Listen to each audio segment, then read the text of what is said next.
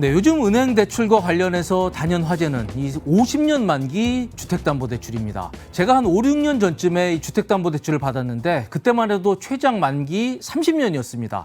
30년도 길다고 생각을 했는데 이제는 50년 만기 상품들이 나오고 있습니다. 자, 과연 이게 도움이 되는 건지 좋은 건지 나쁜 건지 오늘 한번 알아보는 시간을 갖도록 하겠습니다. 자, 50년 주택담보대출은 이미 많은 은행들이 내놓고 있습니다. 지난 1월이었습니다. SH 수협은행을 시작으로 해서 쫙 퍼지면서 지금은 모든 지방은행들 그리고 서울에 있는 중앙에 있는 대형 시중은행들도 대부분 내놓고 있습니다. 아직 안 하고 있는 곳이 지금 신한은행, 우리은행 정도인데 여기도 출시를 검토하고 있다고 하니까 아마 곧 할 것으로 보입니다. 자, 그럼 50년 만기 주택담보대출은 도대체 뭐가 좋냐?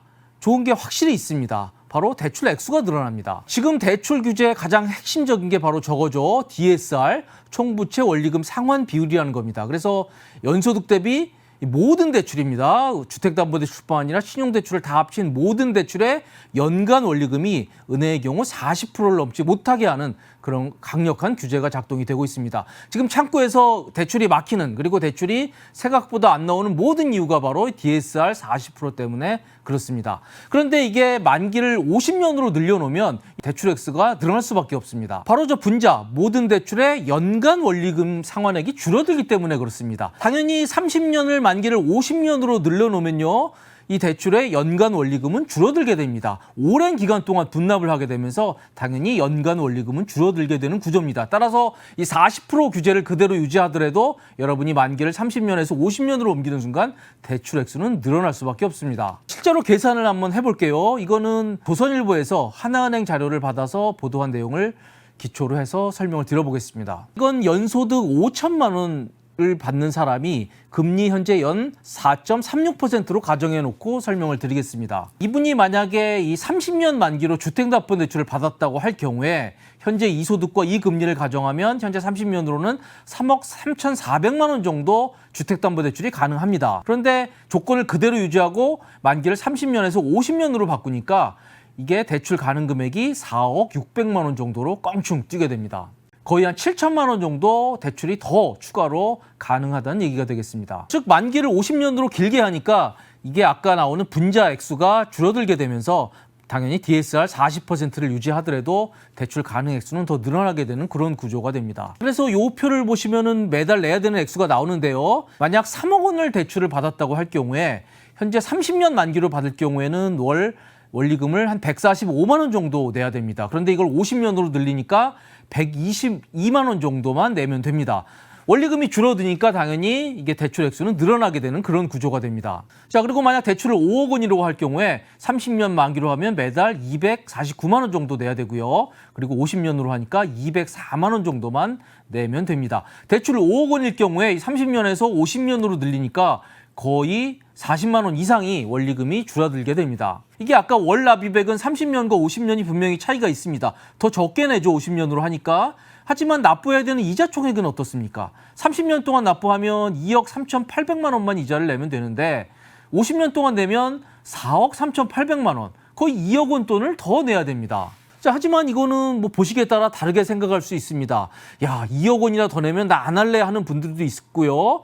30년을 50년으로 늘린다는 건 20년의 기간을 더 준다는 얘기입니다. 그래서 20년의 기간을 생각하면 나 2억 원 더 내겠다 이렇게 흔쾌히 선택을 하시는 분도 계실 것으로 생각이 됩니다. 그리고 이거는 대출을 5억 원으로 늘리면 이 갭은 더 벌어집니다.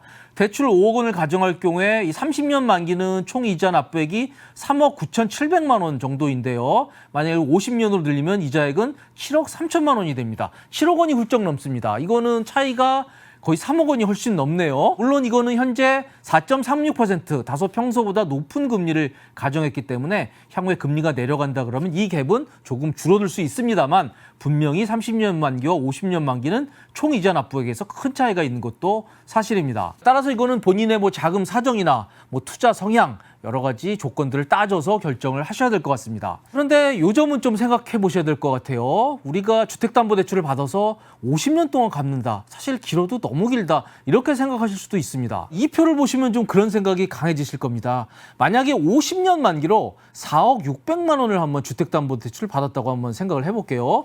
이분이 30년 동안 갚으면 잔액이 얼마 남아있는지 아십니까? 무려 3억 3,400만 원이 남아 있습니다. 어떻게 보면 좀 허탈하실 수가 있을 겁니다. 그야말로 평생 빚만 갚다가 그 빚 다 갚지 못하고 이 세상을 떠나야 될 가능성이 매우 큰 거죠. 그리고 여러분들의 여명도 좀 생각을 하셔야 될 것 같아요. 만약 40대, 50대가 이 50년 만기 주택담보대출을 받을 경우에 그 빚 다 못 갚고 정말 일부만 갚고 이 세상을 떠날 가능성이 매우 큽니다.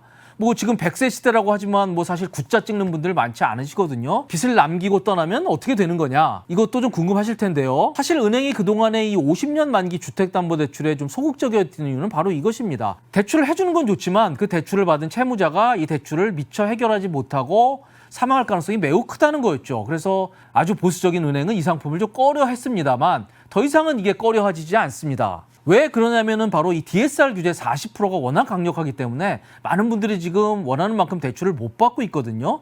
따라서 이 DSR 규제를 좀 피해가는 우회적인 통로로 은행이 이 50년 대출을 지금 내놓고 있는 것입니다. 은행은 절대로 손해보지 않습니다. 이게 50년 만기로 했다 중간에 사망할 경우에도 은행에는 큰 문제가 없습니다. 지금 워낙 강력한 이 대출 규제가 작동을 하고 있기 때문에 이 담보 여력이 충분하거든요. 따라서 이 대출이 문제될 가능성은 거의 없다라고 이렇게 은행은 판단하고 있는 것입니다. 하지만 채무자 입장에서는 이게 빚을 다 갚지 못하고 떠났을 경우에 이게 결국 상속인이 그 빚을 해결을 해야 됩니다. 물론 이게 상속을 하게 되면 뭐 담보가 있기 때문에 상속인이 뭐 대출을 승계한다든지 아니면 새로운 대출을 받는다든지 하는 게 가능할 것입니다만 그때 상황에 따라서는 뭐 개인의 신용도라든지 아니면 그 후에 작용할 부동산 규제 같은 게 있을 경우에 승계가 원활치도 않을 수 있기 때문에 이런 점도 좀 고려를 하셔야 될 것 같습니다. 그리고 이렇게 주택을 상속받았을 경우에 거기에 이게 대출이 껴있을 경우에 이 상속세 계산에서 그 채무 부분은 차감되고 계산된다는 것도 알아두시기 바랍니다.